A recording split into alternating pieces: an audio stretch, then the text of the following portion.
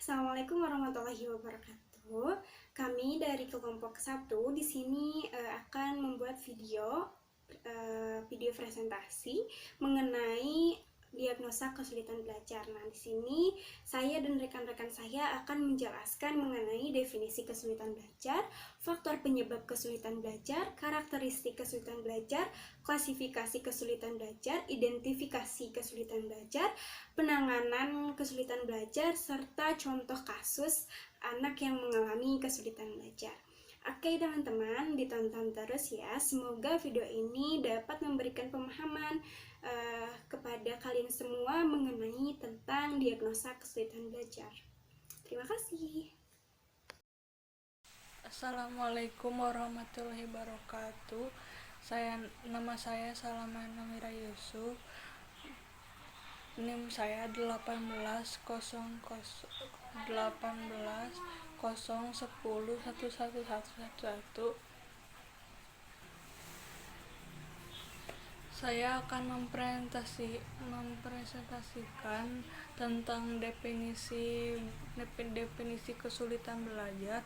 Definisi kesulitan belajar secara harfiah, kesulitan belajar merupakan terjemahan dari bahasa Inggris learning disability yang berarti ketidakmampuan belajar. Disability diterjemahkan kesulitan untuk memberikan kesan optimis bahwa anak sebenarnya masih mampu untuk belajar. Istilah lain learning disability adalah learning difficulty dan learning difficulty. Ketiga istilah tersebut memiliki suasana pengertian yang berbeda.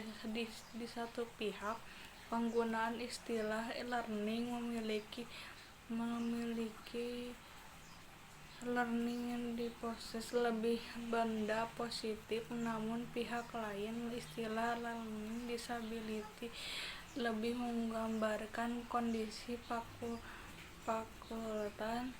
Untuk menghindari biasa dan perbedaan rujukan, maka digunakan istilah kesulitan belajar adalah ketidakmampuan belajar. Istilah kata yakni difungsi oleh minimal. Ada lain lagi istilahnya yakni gangguan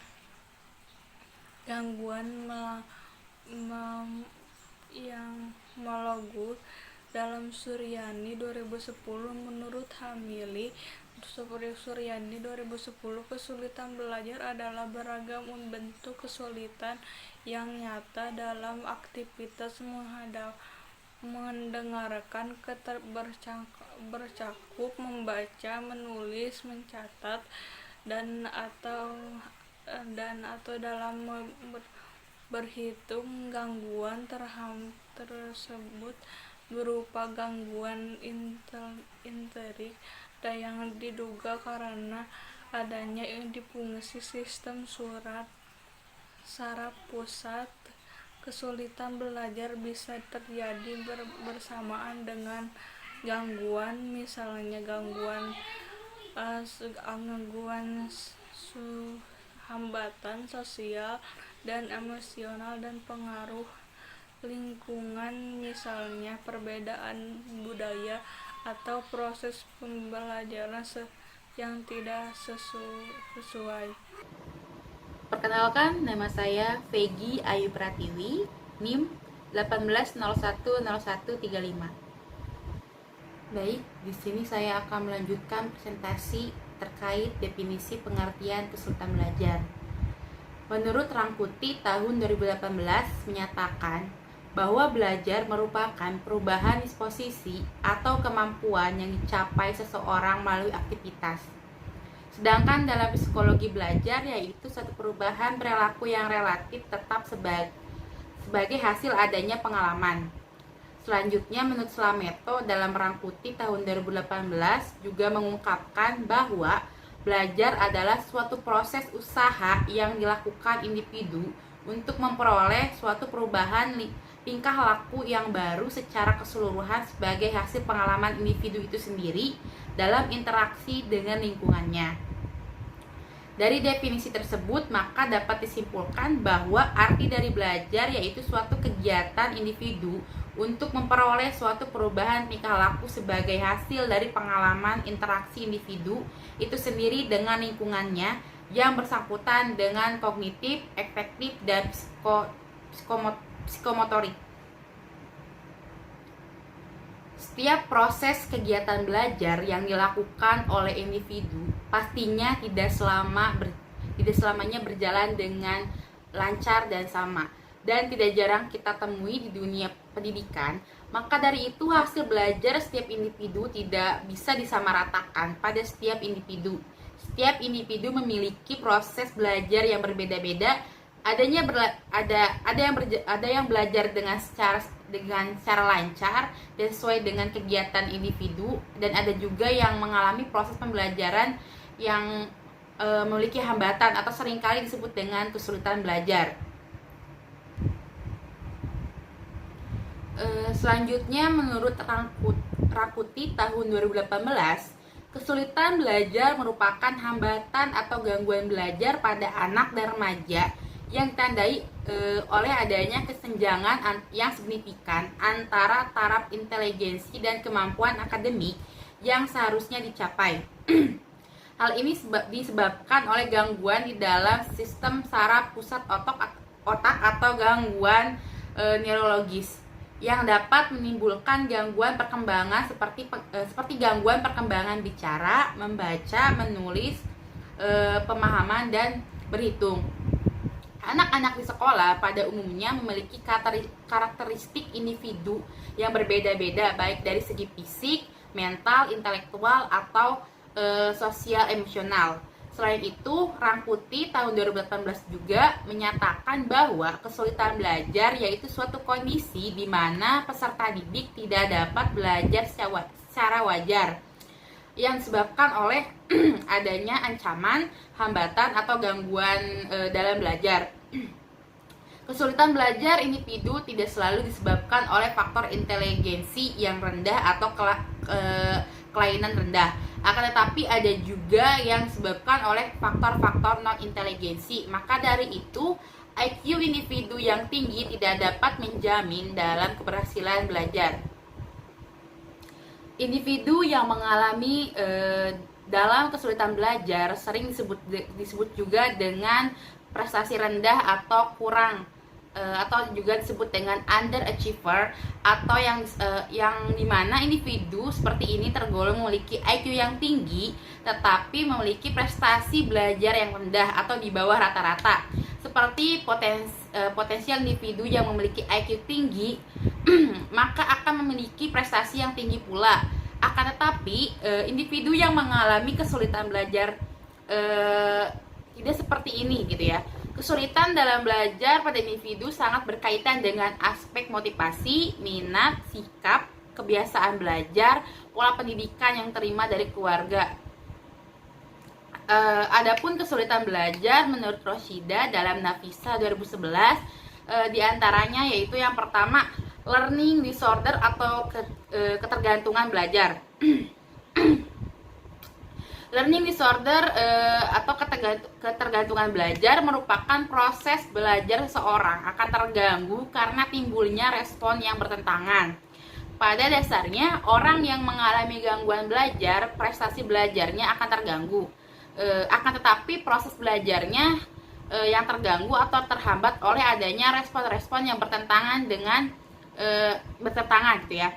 Dengan demikian, hasil belajar yang dicapai akan lebih rendah dari potensi yang dimilikinya.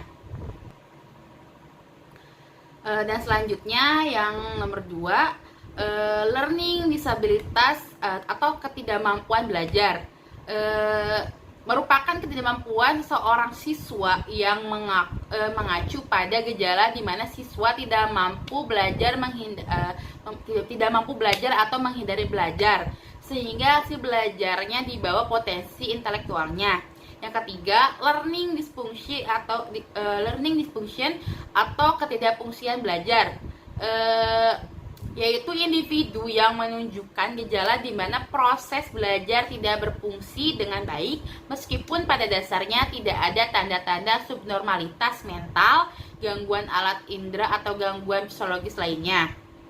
Yang keempat, underachiever atau pencapaian rendah. Underachiever adalah lebih mengacu pada siswa yang memiliki tingkat potensi intelektual di atas normal, tetapi prestasi belajarnya tergolong rendah. Nah, dan yang terakhir, yang kelima, slow learn atau lambat belajar. Siswa yang lambat dalam proses belajarnya sehingga membutuhkan waktu yang lebih lama dibandingkan siswa lain yang memiliki taraf potensi intelektual yang sama. Menurut ACCALD atau Association Commission for Children and Adult Learning Disability, menurut Lopis dalam Suryani tahun 2010 mengatakan bahwa kesulitan belajar khususnya adalah suatu kondisi kronis yang diduga bersumber dari masalah neurologis yang mengganggu perkembangan kemampuan mengintegrasikan dan kemampuan bahasa verbal ataupun nonverbal, maka tidak memiliki gangguan sistemnya sensoris. Sedangkan menurut NJCLD atau National Joint Committee of Learning Disability, menurut Learn dalam Suryani tahun 2010 berpendapat bahwa kesulitan belajar adalah istilah umum untuk berbagai jenis kesulitan dalam menyimak, berbicara, membaca, menulis, dan berhitung. Maka dapat disimpulkan bahwa kesulitan belajar adalah suatu kondisi di mana kompetensi atau prestasi yang dicapai tidak sesuai dengan kriteria standar yang telah ditetapkan.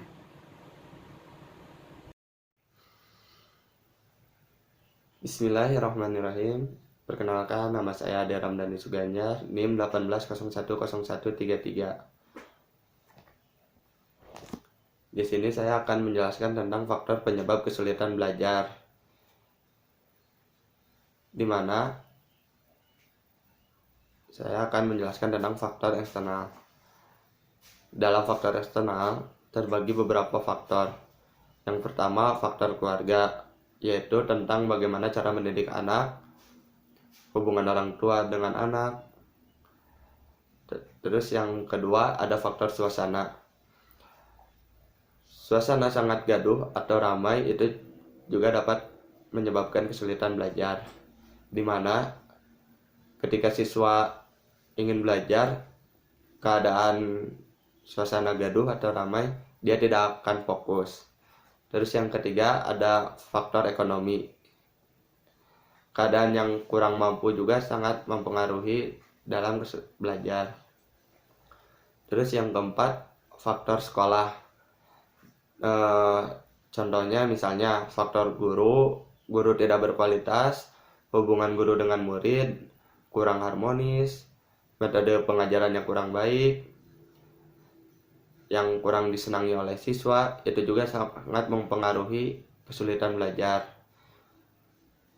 Terus di sini ada yang terakhir adalah faktor media dan lingkungan sosial, meliputi bioskop, TV, surat kabar, majalah, buku-buku komik. Itu juga sangat mempengaruhi dalam kesulitan belajar, di mana siswa lebih mementingkan untuk menonton bioskop, terus menonton TV, memainkan gadget. Itu juga sangat mempengaruhi belajar ketika kita ada di rumah. Mungkin itu aja yang saya sampaikan. Terima kasih. Wassalamualaikum warahmatullahi wabarakatuh. Bismillahirrahmanirrahim. Perkenalkan, nama saya Silmi Aulia Rahmani, NIM 18010171. Di sini saya akan menjelaskan mengenai klasifikasi kesulitan belajar. Kesulitan belajar perkembangan atau praakademik. Kesulitan belajar yang bersifat perkembangan ini meliputi 1. Gangguan perkembangan motorik atau gerak. Gangguan pada kemampuan melakukan gerak dan mengkoordinasi alat gerak. Bentuk-bentuk gangguan perkembangan motorik ini seperti motorik kasar dan motorik halus. Motorik kasar ini seperti gerakan melimpah, sedangkan motorik halus ini gerakan jari jemari. Yang kedua, ada gangguan perkembangan sensorik atau penginderaan. Nah, gangguan pada kemampuan menangkap rangsang dari luar melalui alat-alat indera. Gangguan tersebut ini mencangkup pada proses penglihatan, pendengaran, perabaan, penciuman, dan pengecap. Yang ketiga, ada gangguan perkembangan perseptual atau pemahaman atau alat apa yang diindra. Nah, gangguan pada kemampuan ini mengolah dan memahami rangsang dari proses penginderaan sehingga menjadi informasi yang bermakna. Mungkin itu saja yang bisa saya sampaikan. Terima kasih. Baik, bismillahirrahmanirrahim. Perkenalkan, nama saya Nurul Darojatin dan NIM 18010169. Baik, jadi di sini saya akan menjelaskan tentang gangguan perkembangan perilaku. Nah, gangguan perkembangan perilaku ini yaitu gangguan pada kemampuan menata dan mengendalikan. Nah, gangguan perkembangan perilaku ini berdampak pada kesulitan belajar akademik. Nah, kesulitan belajar akademik yang disebabkan oleh gangguan perkembangan perilaku ini diantara lain yaitu yang pertama diseleksia atau kesulitan membaca. Nah, diseleksia atau kesulitan membaca ini adalah kesulitan untuk memaknai simbol, huruf, dan angka melalui persepsi visual dan autoris. Nah, hal ini pastinya akan berdampak pada kemampuan membaca atau memahami juga. Lalu yang kedua itu ada disgrafia atau kesulitan menulis. Nah, disgrafia ini adalah kesulitan yang melibatkan proses menggambar simbol-simbol bunyi menjadi simbol-simbol huruf atau angka. Nah, lalu yang selanjutnya itu ada gangguan diskalkulia atau kesulitan berhitung. Nah, kesulitan berhitung ini adalah kesulitan dalam menggunakan bahasa simbol untuk berpikir, mencatat, dan mengkomunikasikan ide-ide yang berkaitan dengan kuantitas atau jumlah kemampuan berhitung sendiri. Nah, jumlah kemampuan berhitung sendiri ini terdiri dari kemampuan yang bertingkat dari kemampuan dasar sampai kemampuan lanjut. Nah, oleh karena itu, kesulitan berhitung dapat dikelompokkan menurut tingkatan, yaitu kemampuan dasar berhitung, kemampuan dalam menentukan nilai tempat, kemampuan melakukan operasi penjumlahan dengan atau tanpa teknik menyimpan, dan pengurangan dengan atau tanpa teknik meminjam. Lalu juga kemampuan memahami konsep perkalian dan juga pembagian. Nama saya Endah Haryani, NIM 18010131. Oke, baik, di sini saya akan meneruskan atau melanjutkan materi tentang identifikasi kesulitan belajar.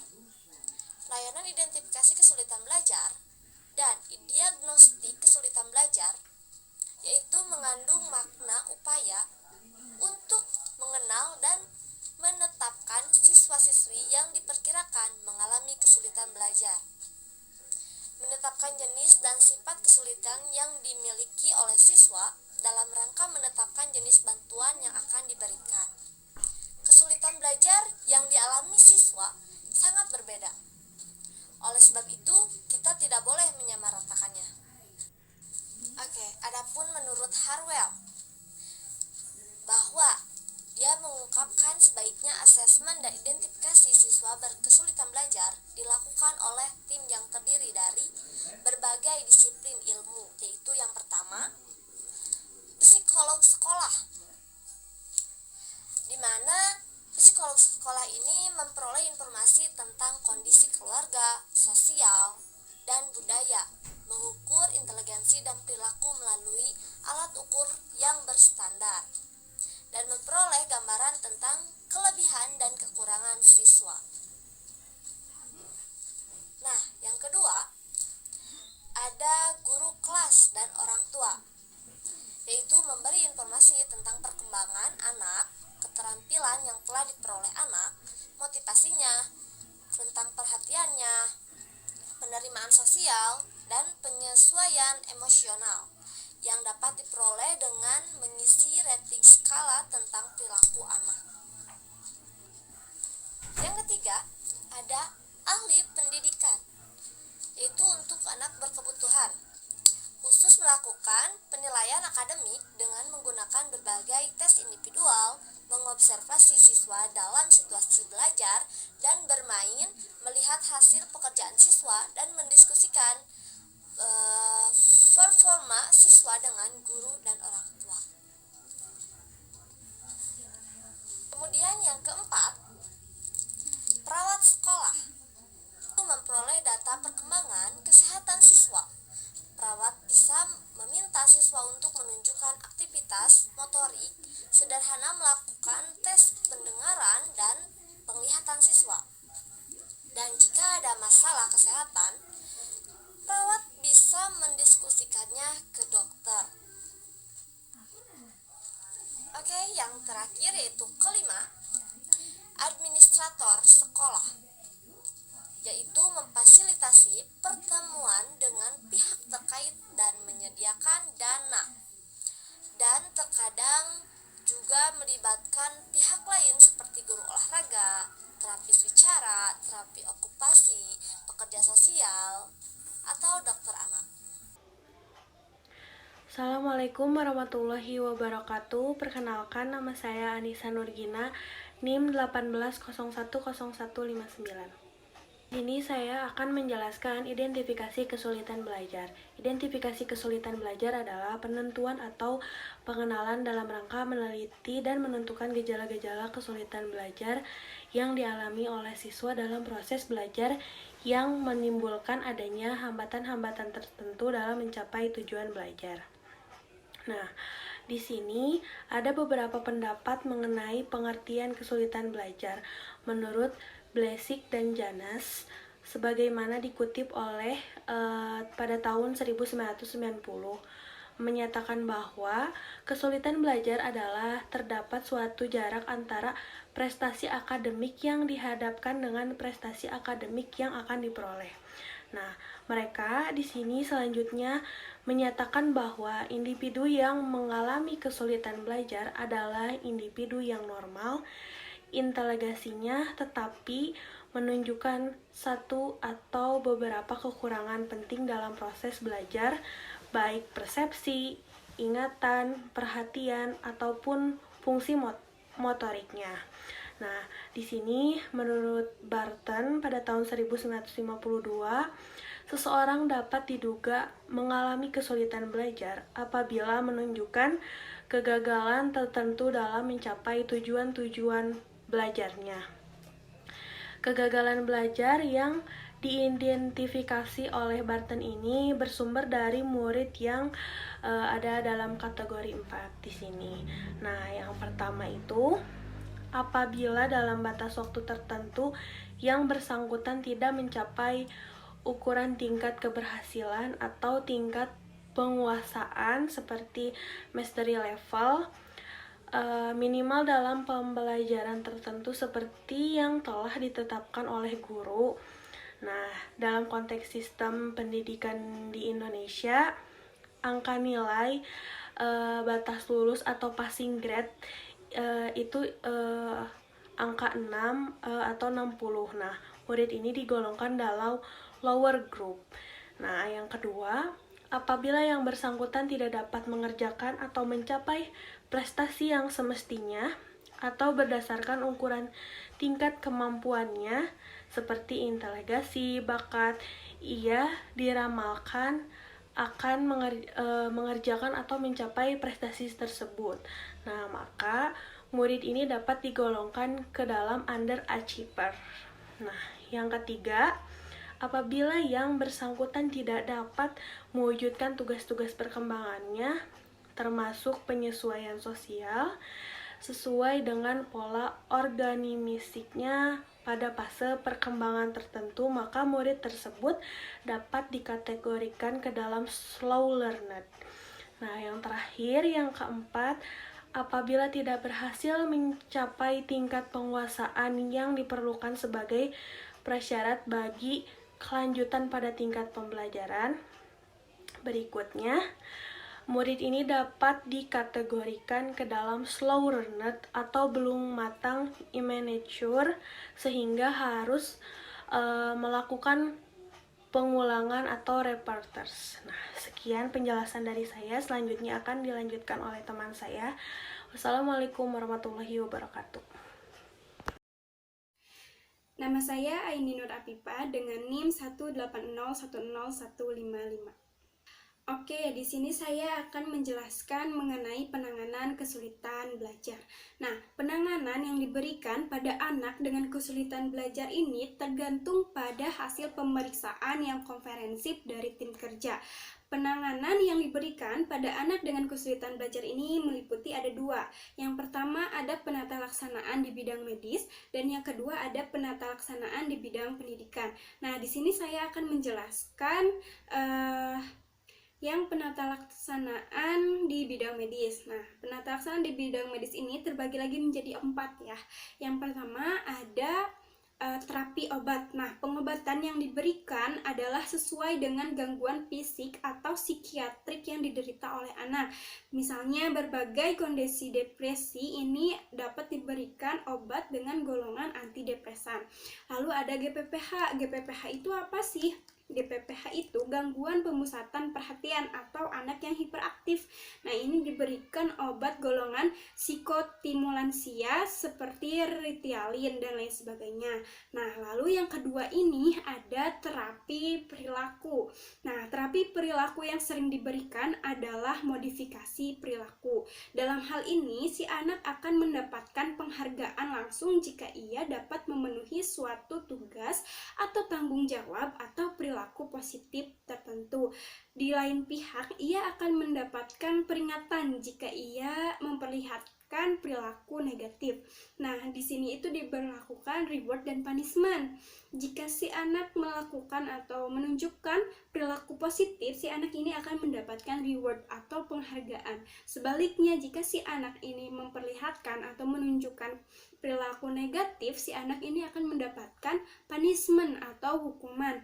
Nah, dengan adanya penghargaan dan peringatan atau hukuman ini, maka diharapkan si anak itu dapat mengontrol perilaku negatif yang tidak dikehendaki, baik itu di lingkungan sekolah, di lingkungan rumah, atau di lingkungan tempat bermainnya. Yang ketiga ini ada psikoterapi suportif. Nah, psikoterapi suportif ini diberikan pada anak dan keluarganya. Tujuannya untuk apa sih? Nah, tujuannya ini adalah untuk memberikan pengertian dan pemahaman mengenai kesulitan yang ada, sehingga dapat menimbulkan motivasi yang konsisten dalam usaha untuk memerangi kesulitan belajar yang dialami oleh si anak. Dan yang terakhir, yaitu yang keempat, ini ada pendekatan psikososial lainnya seperti psikoedukasi kepada orang tua dan guru. Lalu juga ada pelatihan keterampilan sosial bagi anak. Nah, untuk penata laksanaan di bidang pendidikan selanjutnya itu akan dijelaskan oleh rekan saya, yaitu Hanah Pratini. Mungkin sekian dari saya, mohon maaf bila ada kesalahan. Assalamualaikum warahmatullahi wabarakatuh. Baik, perkenalkan, nama saya Hanah Pratini, NIM 18010168. Baik, materi yang selanjutnya yaitu dalam penanganan kesulitan belajar siswa, yakni bisa dilakukan juga oleh tenaga atau oleh penata laksana di bidang pendidikan. Nah, terapi yang paling efektif dalam menangani siswa yang mengalami kesulitan belajar yaitu terapi remedial. Nah, terapi remedial ini yaitu diberikan bimbingan langsung oleh guru yang terlatih dalam mengatasi kesulitan belajar siswa. Nah, adapun remedial ini berasal dari bahasa Inggris, yakni remedy yang artinya obat atau mengobati atau menolong. Nah, adapun pembelajaran remedial ini merupakan suatu bentuk pengajaran yang bersifat mengobati, menyembuhkan, atau memperbaiki suatu pendekatan tenaga pendidik pada siswa, memperbaiki memperbaiki metode pembelajaran, memperbaiki strategi pembelajarannya bagaimana, dan memperbaiki model pembelajaran yang diberikan pada siswa. Hal ini bertujuan agar dapat mencapai tujuan pendidikan atau pembelajaran yang lebih optimal atau yang lebih memuaskan. Nah, adapun remedial ini merupakan suatu sistem belajar yang dilakukan berdasarkan diagnosa yang komprehensif. Hal ini bertujuan untuk mengetahui berbagai kekurangan-kekurangan atau kendala-kendala siswa ketika dalam belajar. Hal ini sehingga dapat mengoptimalisasikan hasil prestasi belajar siswa. Nah, adapun secara umum ada 5 langkah dalam mendiagnosis kesulitan belajar pada siswa yang dikemukakan oleh Ross dan Stanley, yaitu langkah yang pertama yaitu mengidentifikasi kasus. Nah, pada tahap pertama ini tenaga pendidikan bisa mengadakan atau melakukan asesmen terhadap siswanya sehingga dapat mengetahui siswa mana saja sih yang mengalami kesulitan belajar. Nah, setelah tenaga pendidik mengetahui siswa mana saja yang mengalami kesulitan belajar, maka langkah selanjutnya yaitu melokalisasikan jenis dan sifat kesulitan belajar siswa. Nah, yang dimana pada tahap ini tenaga pendidikan dapat mencari informasi atau menentukan kendala-kendala apa saja sih yang dialami oleh siswa, terus atau kesulitan-kesulitan belajar apa sih yang dialami oleh siswa.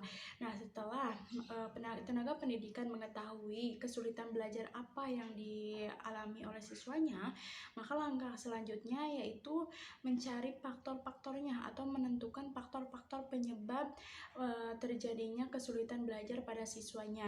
Nah, setelah menentukan atau telah mengetahui faktor penyebab kesulitan belajar siswanya, maka langkah selanjutnya atau langkah yang keempat yaitu tenaga pendidik bisa melakukan atau mengadakan diagnosa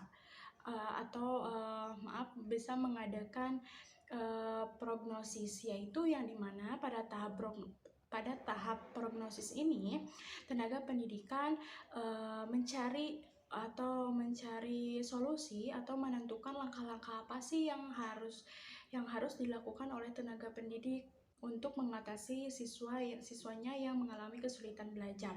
Nah, setelah langkah yang keempat ini diketahui atau telah mengetahui langkah apa yang harus diambil dalam mengatasi kesulitan belajar siswanya, maka langkah yang terakhir yaitu mengadakan terapi yang dimana bisa dilakukan dengan memperbaiki sebuah pendekatan yang sebelumnya atau memperbaiki metode pembelajarannya, memperbaiki strategi dalam memberikan pembelajarannya, dan dapat juga memperbaiki model pembelajaran yang diberikan pada siswa sehingga dapat mencapai hasil prestasi yang lebih optimal daripada sebelumnya. Baik, terima kasih. Mungkin itu saja materi yang dapat saya sampaikan.